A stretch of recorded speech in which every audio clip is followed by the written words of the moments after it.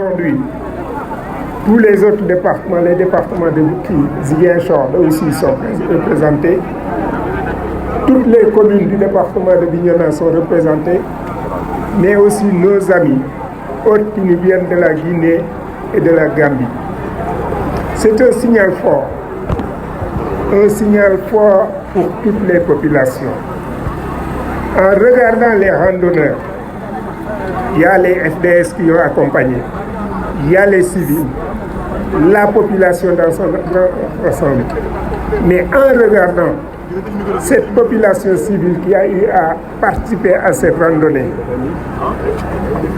il y a les personnes du troisième âge qui ont pu tenir, il y a les femmes, il y a les enfants, mais il y a aussi les associations des personnes vivant avec un handicap qui nous viennent de Ziguinchor, mais aussi de Bignona.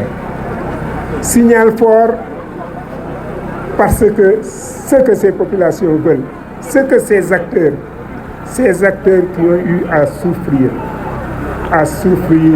d'un conflit qu'on devrait oublier. Les personnes qui ont le plus eu à souffrir durant cette action, ce conflit, on regrette, c'est les femmes, c'est les enfants, c'est les personnes du troisième âge. C'est l'occasion aujourd'hui pour dire merci, mais féliciter les acteurs, les combattants qui ont osé et qui ont compris qu'ils devaient répondre aux sollicitations des femmes, des enfants, des personnes du troisième âge. Merci d'avoir osé. Merci d'avoir osé cet acte héroïque. Nous vous remercions et vous demandez de continuer sur cette lancée.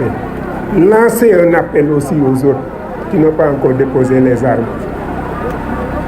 Le Sénégal a besoin de paix. La Casamance a besoin de paix.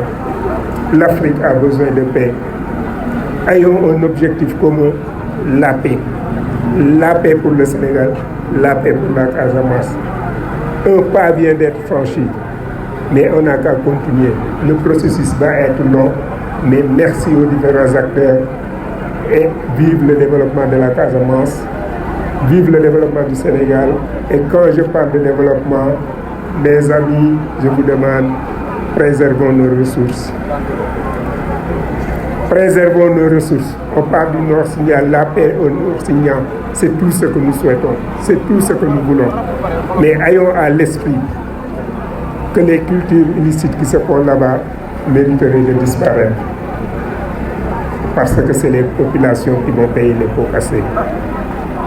Les coupes de bois abusives au niveau de cette zone aussi.